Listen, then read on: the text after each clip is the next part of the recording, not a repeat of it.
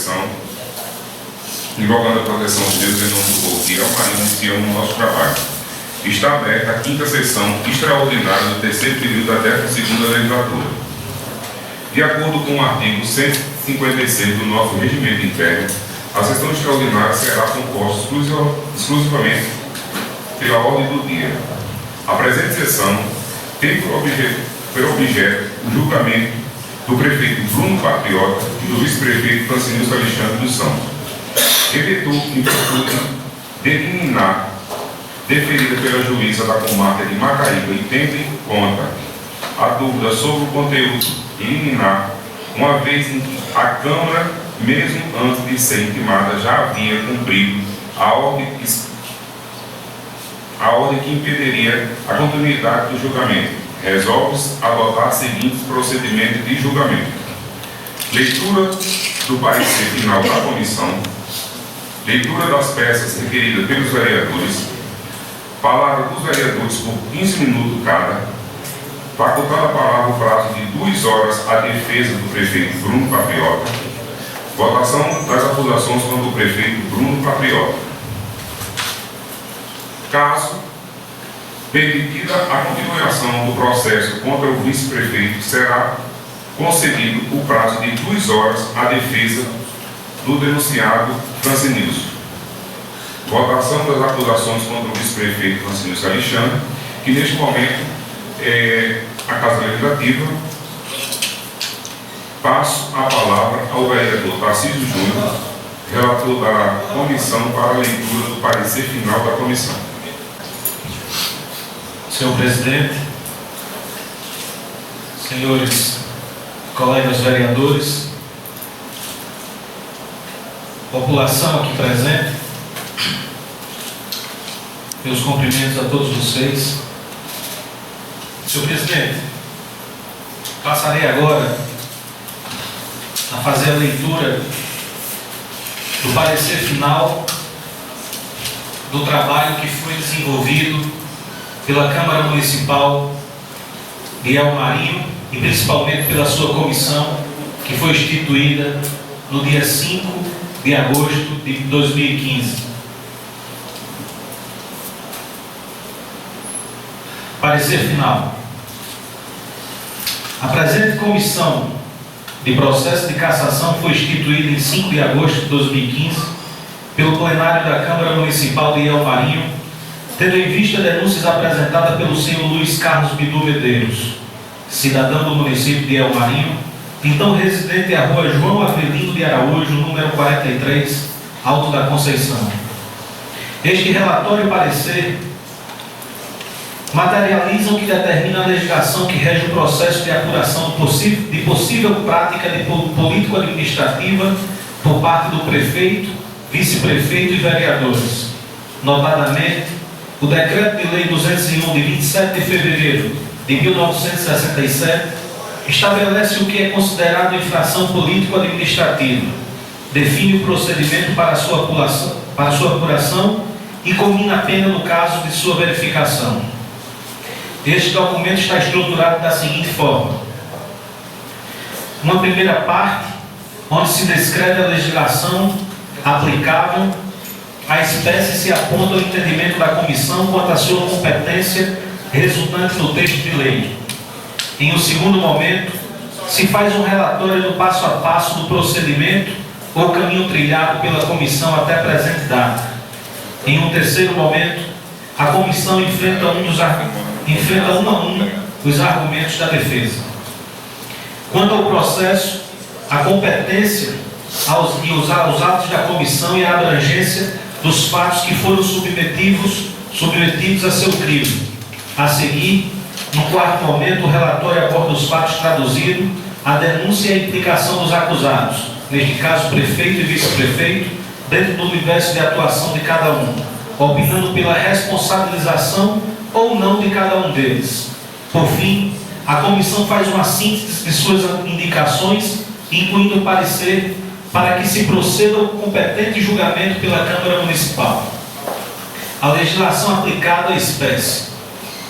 Como se sabe, o processo de cassação dos agentes políticos pela prática de infração político-administrativa é de natureza administrativa punitiva, tratando-se de processo que se desenrola no interior do Poder Legislativo e tem como raiz o dever de zelo ao árduo e às regras básicas da probidade, espírito democrático e respeito às instituições. O Decreto de Lei 201/67, sabemos, não cuida somente das infrações políticos-administrativas, faz mais, cuida também dos chamados crimes de responsabilidades e das outras providências. E é importante, desde já, uma afirmação categórica. O processo de cassação do prefeito, vice-prefeito e vereador, conduzido pela Câmara Municipal em obediência ao Decreto de Lei 201/67, não visa apurar a prática de crime. Daqui não se concluirá que o prefeito Bruno Patriota ou seu substituto legal Francenilson dos Santos cometeram crimes. Podem até ter cometidos, mas essas aferições somente poderá se dar em sede do Poder Judiciário, em ação penal própria. Com isso, se diga que o Decreto de Lei 201/67, portanto, conta com 48 anos de existência e é mais antigo mesmo que a Constituição Federal. Isso envolve uma reflexão, como uma lei ou um decreto pode ser anterior à Constituição, já que, em tese, todas as leis surgem da Constituição. A ciência do direito responde essa questão com a seguinte solução: quando a Constituição entra em vigor, deve-se fazer uma análise se as normas que já existiam se adaptam a ela ou se deixam de existir em sua presença. Isso se chama juízo de recepção constitucional. A recepção constitucional é um fenômeno que permite que uma lei anterior à Constituição continue valendo, desde que seja aceita ou recepcionada por ela.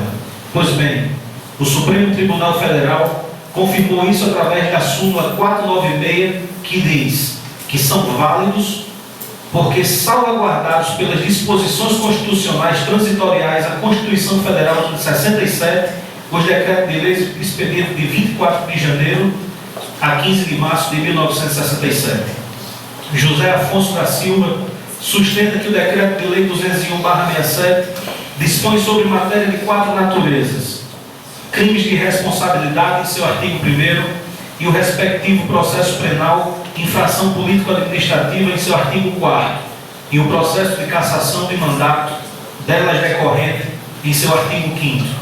Com relação aos crimes e processo penal, a competência legislativa pertence exclusivamente à União, em seu artigo 21, inciso 1º da Constituição Federal, mediante lei. Por outro lado, as infrações políticos-administrativas, cuja sanção é a cassação do prefeito ou vice-prefeita, sujeito a um juízo político e não judicial jurisdicional, como procedimento político-administrativo não substanciado de natureza penal, devem merecer tratamento do âmbito municipal pela lei orgânica do município. Os tribunais vêm julgando de forma a conferir a validade do Decreto de Lei 201/67 nos julgamentos abaixo. Agravo regimental: caso em que entendimento diverso do adotado pelo areste impugnado demandaria reexame de legislação ordinária aplicada à espécie e análise dos fatos e provas constantes dos autos providenciadas, vedada nas instâncias extraordinárias. O acordo impugnado afirma que a jurisprudência dessa nossa Corte acerca da recepção do Decreto de Lei 201 pela ordem jurídica inaugura pela Carta Magna de 1988. Isso é a decisão do STF, relatado pelo ministro Aires Brito, no ano de 2010. Em outra ação penal, a Corte afirma que não merece ser acolhida a alegação defensiva de institucionalidade do Decreto 201/67, uma vez que a sua constitucionalidade foi devidamente reconhecida pelo Supremo Tribunal Federal no julgamento de habeas corpus número 69.850, dígito 6, do Rio Grande do Sul, de relatoria do ministro Francisco Rezec, e o habeas corpus de número 70.671, de relatoria do ministro Carlos Veloso. Eu estou aqui, eu vou me ater aos principais detalhes de cada julgamento, porque como são julgamentos extensos, a gente precisa sintetizar o máximo possível o nosso relatório. Assim sendo, o decreto de lei é aplicável aos casos em que a Câmara Municipal seja instalada a apurar e, se for o caso, responsabilizar prefeito, vice-prefeito e vereador pelas práticas de infrações político-administrativas, sendo a única pena possível, segundo o mesmo diploma legal, e a cassação do mandato. Estas infrações políticos-administrativas são elencadas no artigo 4 do Decreto de Lei 201/67 da seguinte forma: artigo 4º. São infrações políticos-administrativas do prefeitos municipais sujeita ao julgamento da Câmara de Vereadores e sancionada com a cassação de seu mandato. Inciso 1º, impedir o funcionamento regular da Câmara. Inciso 2º, impedir o exame de livro, folhas de pagamento e demais documentos que devam constar nos arquivos da Prefeitura, bem como a verificação de obras e serviços municipais por meio da comissão de investigação da Câmara ou de auditoria, regularmente instituída. Inciso 3º, desatender sem motivo justo as convocações aos pedidos de informações da Câmara quando feitos em tempo e forma regular. Inciso 4º, retardar a publicação ou deixar de publicar as leis e atos sujeitos a essas formalidades. Inciso 5º, deixar de apresentar à Câmara no devido tempo e em forma regular as propostas orçamentárias. Inciso 6º, descumprir o orçamento aprovado para o exercício financeiro. Inciso 7º, praticar contra a expressa disposição de lei ato de sua competência ou omitir-se de sua prática. Inciso 8º, omitir-se ou negligenciar a defesa de bens, rendas, direitos e interesses do município sujeito à administração da Prefeitura. Inciso 9º, ausentar-se no município por tempo superior permitido em lei ou afastar-se da Prefeitura sem autorização da Câmara de Vereador. Inciso 10º, proceder de modo incompatível com a dignidade e o decoro do cargo. Desta forma, o julgamento do Poder Legislativo Municipal está adstrito a este rol de condutas e, dentro dos limites, pautou-se a presente comissão. Do percurso da comissão, este relatório é fruto de um trabalho árduo e, na maioria das vezes, tenebroso. A comissão, formada por 3 vereadores, uma de suas composições face à saída do vereador Roberto Carlos, agente público, com a história pela qual zelar é um universo novo para desbravar, uma vez que o trato com as questões do processo não era próximo de nenhum dos seus integrantes. Mas no início se dá em 5 de agosto com a instalação da comissão proposta pelo vereador Josemias Ezequiel, composta pelo vereador Josemias Ezequiel, Tarcísio Júnior, vereador Roberto Carlos. Naquela reunião, decidiu-se pela notificação do prefeito e do vice-prefeito para apresentar defesa preliminar. Essa defesa tem por função proporcionar os acusados a oportunidade de, através da apresentação de provas veementes, tornar necessária a instrução do processual ou o arquivamento do processo. O prefeito Bruno Patriota e o vice Francenilson Alexandre foram notificados em 10 de agosto de 2015, conforme folhas do processo número 24 e 25. A data a partir da qual começa a contar o prazo legal de 90 dias para a conclusão do processo de cassação. Ambos os acusados constituíram o Dr. Felipe Augusto Cortez Meira de Medeiros, que ofereceu defesa em 18 de agosto de 2015, em nome dos acusados, conforme folhas 27 a 38, acompanhado de documentos de número 39 a 157. Destaca-se nessa defesa que os acusados alegam questões preliminares, pugnando para fazer a defesa quanto ao mérito nas razões finais, apresentada, contudo, relação de requerimento e provas a serem produzidas. Os requerimentos de produção de provas foram as seguintes: Primeiro, quanto à denúncia da contratação do posto de combustível referente às licitações 001/2013 e 011/2014, requer que seja requisitado a ANP que informe nos autos o preço médio de combustível fornecido ao município de Ilhomarinho nos anos de 2013 e 2014, assim como informe quais os postos de combustível estavam registrados e aptos ao fornecimento de combustível na região e a distância de tais postos para a cidade de Ilhomarinho, juntamente com o preço médio com o preço que praticavam à época das contratações.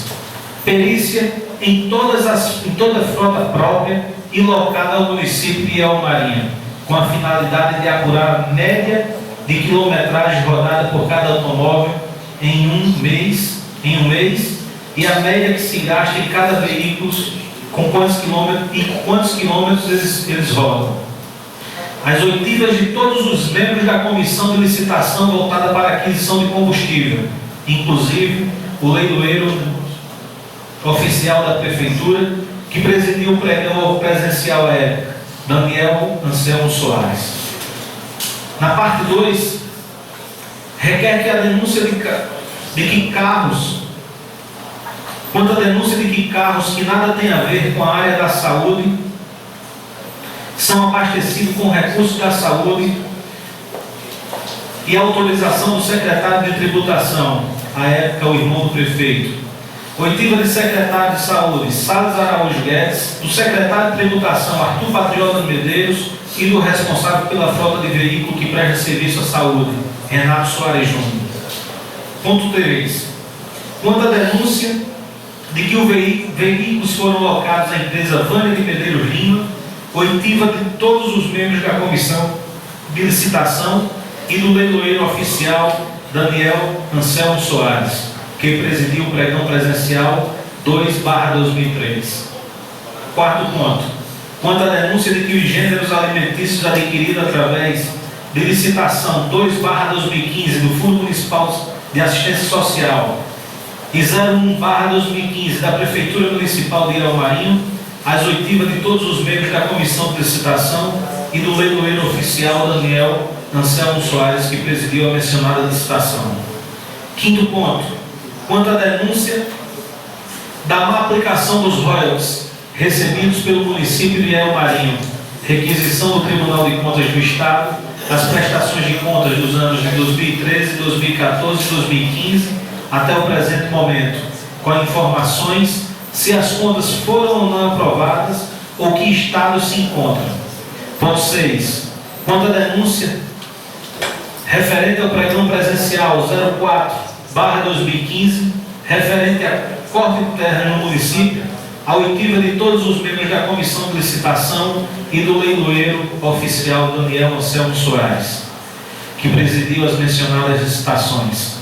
Perícias e inspeções em todas as terras que foram beneficiadas pelo corte de terra, pago pelo município de Ilhomarinho, conforme relatório que fez anexar.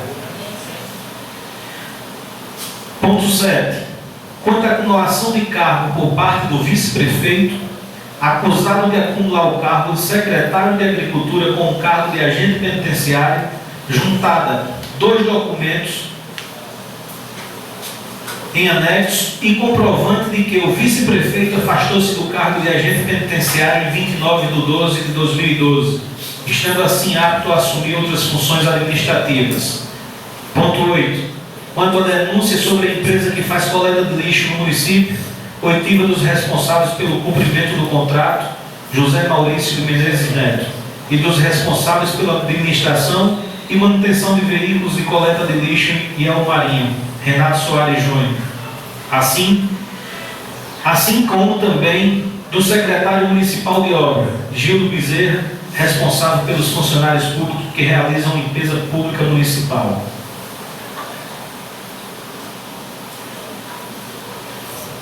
Ponto 9. Quanto à denúncia de que o município supostamente realiza pagamentos que não condizem com a frota do município, perícia em todos os veículos que tiveram peças substituídas nos anos de 2013, 2014 e 2015, e a oitiva dos responsáveis pela aquisição de peças e pela manutenção, o senhor Renato Soares Júnior. Uma questão que ilustra fatos sobre o desenvolvimento do processo é que a defesa foi apresentada no dia 19 de agosto, acompanhada de uma procuração outorgada ao casuídico já mencionado em 17 de agosto de 2015. Na defesa, o mais interessante é que o advogado dos denunciados, textualmente, declara que se encontra em Montreal, no Canadá. Ou seja, a procuração firmada pelo advogado da prefeitura, Dr. Felipe Cortez, juntamente com os acusados dentro desse processo, foi constituída fora do país, porque o advogado já se encontrava no Canadá. É claro que isso não constitui ilegalidade, uma vez que é natural que constitua um advogado de sua confiança. Ocorre que o advogado somente retornaria ao país no dia 6 de setembro. As passagens do advogado foi juntada ao processo nas folhas 41 e 42, e até lá a defesa pleiteava a suspensão de todo o processo da comissão de cassação. Com isso seriam 15 dias de suspensão, ou seja, 1/6 do prazo total que a comissão dispunha para concluir seus trabalhos, a caso deferida, 1/6 do prazo total que a comissão dispunha para concluir seus trabalhos.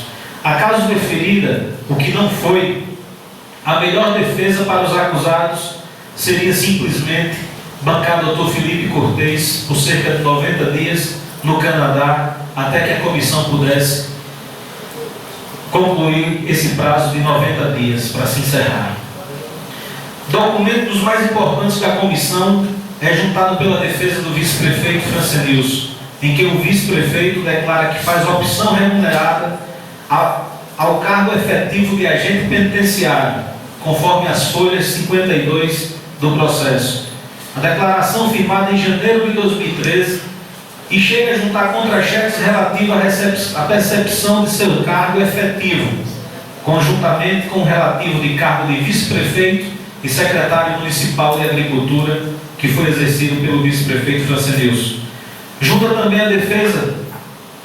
também a defesa do vice-prefeito portarias de provimento e desprovimentos de cargo em comissão, uma delas, curiosamente, de 3 de novembro de 2015, portaria número 191 da Prefeitura Municipal, /2015, que exonera o vice-prefeito do cargo de secretário de Agricultura e Meio Ambiente. A curiosidade é que a defesa, com data de agosto de 2015, portanto, 2 meses. Então, o que acontece? Para deixar bem claro aqui para os senhores vereadores e a população que aqui nos assiste.